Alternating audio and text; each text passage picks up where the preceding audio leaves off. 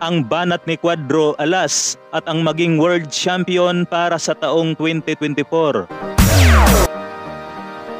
Eto na mga idol, umpisahan natin sa bagong birada ni Cuadro Alas, It's My Boy, na may mga side effect na daw. Aba, pag ako makatama sa inyo, wala side effect ang kamao ko, kumatos diretso. Na ang ibig sabihin ni Cuadro Alas dyan mga idol, kapag siya ang tumama ay wala ng side effect yan. Diretso na sa hospital at kumatos. Sabay, pinakita nga po dito si Naoya Inoue na ngumunguya-nguya. Kulang na lang ay bubula ang bibig nitong si Naoya Inoue. Na ito nga yun mga idol pagkatapos ng kanilang laban ni Tapales. Marami kasi talagang nakapansin dyan sa pagngunguya-nguya nitong si Naoya Inoue. Bagamat hindi nga po natin alam kung bakit nagkakaganyan ang panga at bibig nitong si Naoya Inoue na halos tumatabingi-tabingi at ngumunguya-nguya. Samantala mga idol, ito nga po ang masaklap na katotohanan sa pagpasok ng taong 2024. Dahil ni isang world champion ay wala nga po tayo. Na ngayon naman ay ating ilalatag ang mga pangalan ng mga Pinoy na maaring magkatitulo sa taong ito. Nangunguna nga po rito si Jerwin Angkahas na kung matatalo ni Angkahas si Takuma Inoue ngayong February 24, dyan tayo magkakaroon ng unang world champion para sa taong ito mga idol.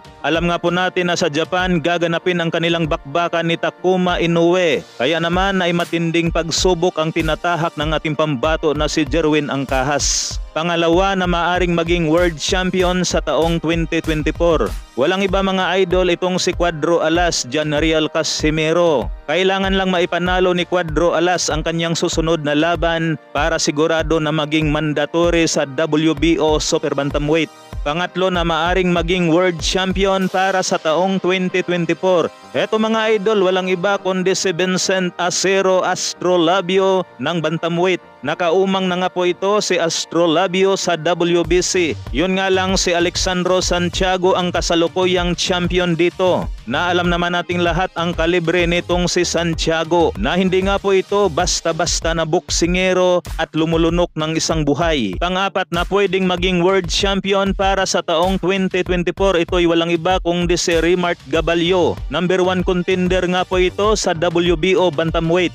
Panlima na maaring maging world champion para sa taong 2024 mga idol. Ito'y walang iba kundi si Pedro Taduran ng minimum weight dahil itong si Taduran ngayon ang mandatory sa IBF minimum weight. Panglima naman na maaring maging world champion para sa taong 2024. Ito mga idol, paglalabanan muna nila ni Arvin Magramo at Christian Aranita. Ngayong January 26 na nga po ang kanilang salpukang IBF Junior Flyweight Eliminator. Kung sino ang mananalo sa dalawa ay pwede nang lumaban ng isang titulong pangdaigdigan. So lahat nga po ng anim na yan na ating nabanggit mga idol, kapag naipanalo nila ang kanilang mga laban ay siguradong magkakaroon tayo ng 6 na world champion para sa taong 2024. Yan lamang mga idol, hanggang dito na lang, maraming salamat po.